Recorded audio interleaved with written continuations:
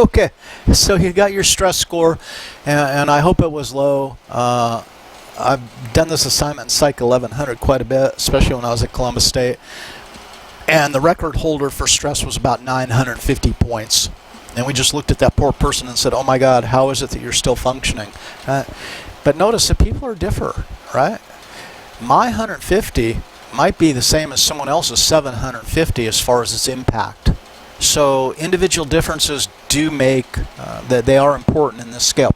So Holmes and Rahe said that life is 40% more stressful now than in 1967 when they created the scale. That's arguable. I don't even know how one might actually get to that number.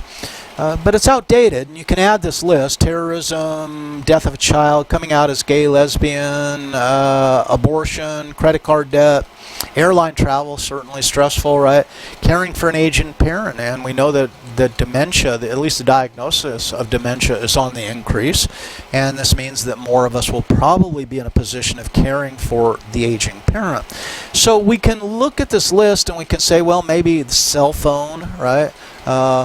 We can look at this list and say maybe life is more stressful now than it was then. Or maybe it's the comparison of species. I don't know. But the point is that we suffer stress, and stress can cause us to become sick more readily and or distract us and make us more prone to injury type accidents. So acculturative stress, what are we talking about here? The tension or anxiety that accompanies efforts to adapt or to adopt orientation and values of the dominant culture. So we might think in moving to a country from a different country, right? But we might also think in terms of subcultures, moving from one area of the United States to another, or being on the path upward and trying to integrate oneself into different cultural standards. Exposure to racism is connected with feelings of being marginal and alienated, role confusion, and poor psychological health. And I'm sorry, I thought that we were kind of winning the war on racism, but it appears over the last couple of years that racism is kind of had a new breath blown into it. It's sad, especially, I don't know what more to say about it, but I will define racism for you. My definition of racism is when we use race to explain an observed phenomenon. So if I'm explaining something that I observe in terms of this race is different than that race, then I'm engaging in racism.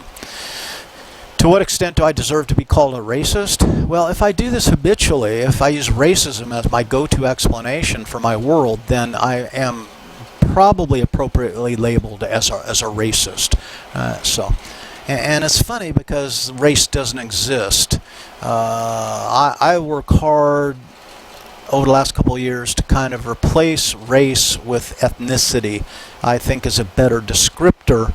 The race just doesn't exist as a construct. And unless we're talking in terms of species, the human race.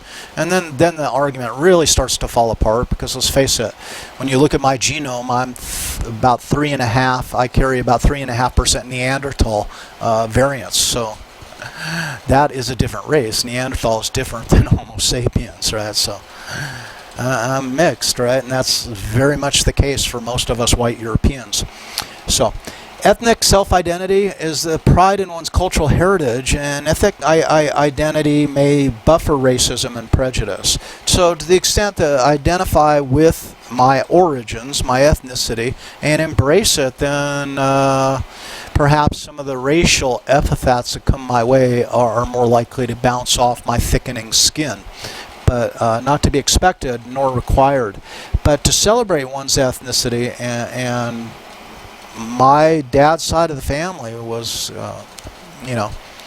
from Italy, and they were strict Catholics and Italians, and they celebrated that. My grandmother Nona and my Aunt Mary were both the members of the Italian Catholic Federation. They're in Pasadena, California, and that was their deal, and they celebrated that stuff through food, through gatherings. That was their identity.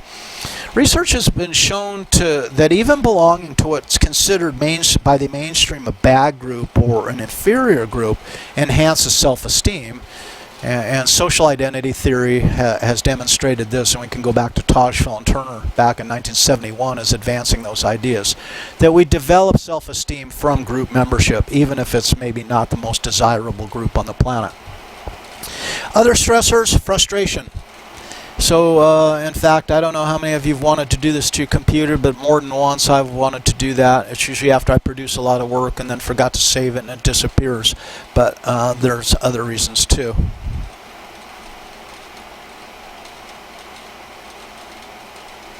And I'll bet you already guessed that one came from Carolyn as well. So frustration and conflict. Frustration is the thwarting of trying to obtain a desired goal.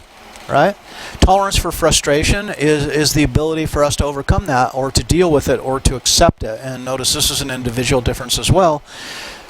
Essentially out of toddlerhood is when this lesson is essentially learned, or can first be explored, is the toddler wants something and the parents help the toddler deal with their frustration and not necessarily receiving it. And note that when Piaget talked about development, and when Erikson talks about development, we'll talk about Erikson later in the course, that there's no guarantee that people have moved out of toddlerhood. They may look like adults, but their socio-emotional development might have been stalled in toddlerhood. And we see these people are often unable to delay gratification or become frustrated when they hear the word no. Right. So imagine punching someone in the face because they were requiring you to wear a mask to go into their business. They say, I'm sorry, you got to wear a mask if you're going to come in here. And someone getting so angry that they actually physically strike that person. We would say their frustration tolerance is probably relatively low at that point. Right? Now, conflict can be another stressor. Condition is characterized by opposing motives. And a lot of people view the world as kind of a zero-sum game. I get what I want at your expense, but if you get what you want, it's at my expense. And that's what zero-sum means. And fail to recognize that there's probably compromises that are available to us. And Dollard came up with the frustration aggression hypothesis, and he committed the ultimate sin in creating a theory. And it was that assumed all aggression was the result of frustration. And once you use that word all, you like totally messed up. If you say some aggression is caused by frustration, you're good to go. But once you say all I need to do is supply a single example that refutes, and the theory is now kind of discredited. He later backed off and said, well, no, frustration is the result of aversive experiences, right? So, and that became more useful. So types of conflict, and it can be this complicated. There can be approach conflicts, conflict with two positive but mutually exclusive goals. And for those of you who maybe are considering graduate school, this is an approach. Both goals are desirable, they're both appealing, but if you go to this graduate school, then that means you're not going to that graduate school. Or maybe like choosing between two cars that you might want to purchase. The avoidance is when, you know, it's a bad choice and a bad choice, and you don't want to make either choice, but one of those choices has to be made, right? And the approach avoidance conflict is involving a goal with positive and negative features. So it's kind of what we might call a mixed bag. I want to approach it, but at the same time I want to avoid it. And sometimes we get really swept up in trying to maximize the benefits and minimize the negative consequences in those choices. We may or may not be able to do it. And then multiple approach avoidance is two or more goals, each of which has positive and negative aspects. And yes, it does get that complicated. But our awareness of this makes us ever more mindful and probably helps us live with the decisions that we make and probably make superior decisions.